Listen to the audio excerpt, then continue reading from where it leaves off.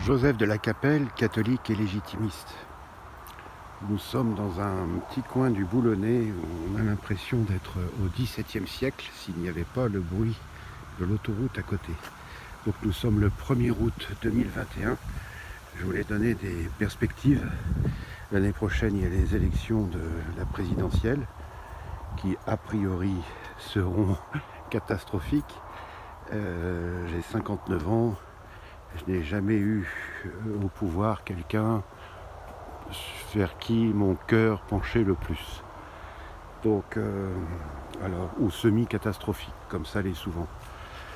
Le front catholique et royal, aujourd'hui, il y a des dispositions déjà que certaines personnes pourraient prendre, qu'il y a un rapprochement entre la conférence épiscopale française et Monseigneur le duc d'Anjou et son épouse, pour que, même si le roi n'est pas forcément tout de suite sacré à Reims, mais que la France soit consacrée au Sacré-Cœur, et de permettre aux gens qui le désirent de faire allégeance au roi et à la reine, pour à la fois avoir des revenus et aussi donc des privilèges avec une banque catholique et royale de France, et aussi des devoirs, un service militaire pour tous ceux qui font allégeance pour défendre leur territoire.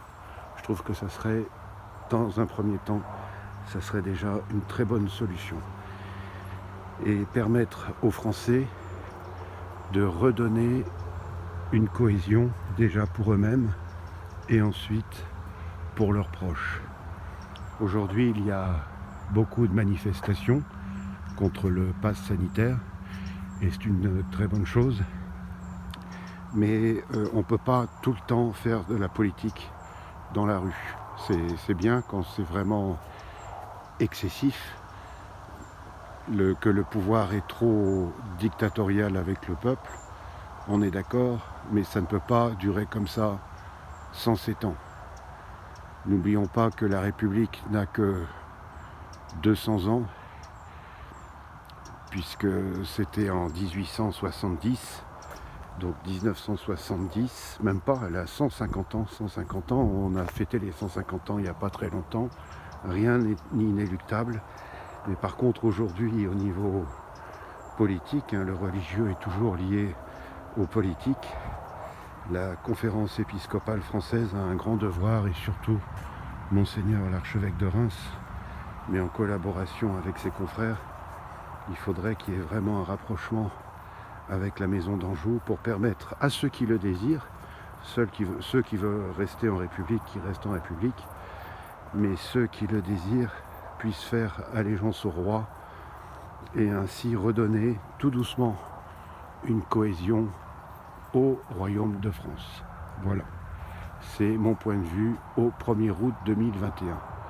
Parce que même Madame Le Pen, Monsieur Zemmour et tout ça, c'est bien, mais ça n'est pas la panacée. Il ne faut pas se faire d'illusions. Si par exemple Monsieur Zemmour passait à la présidence de la République, ça va pas mal bouger. N'importe comment ça bougera. Et puis, est-ce que il ramènera le roi? C'est pas évident du tout, parce que pour lui, c'est De Gaulle qui a solutionné le royaume de France, le sacre, en faisant l'élection du président de la République au suffrage universel. C'est une erreur très grande. Mais enfin, il est intelligent, il peut changer d'avis aussi. À très bientôt à tous. Saint-Ide, Godefroy de Bouillon, si vous êtes au paradis, priez pour nous. Saint-Ide, priez pour nous. Notre-Dame de France, Notre-Dame de Boulogne, priez pour nous. Saint-Joseph, Sainte-Thérèse de l'Enfant Jésus, Sainte Jeanne d'Arc, priez pour nous. Tous les saints de France et de Navarre, priez pour nous. Tous les saints et les saintes de l'univers entier, priez pour nous. À très bientôt. Deus et Rex.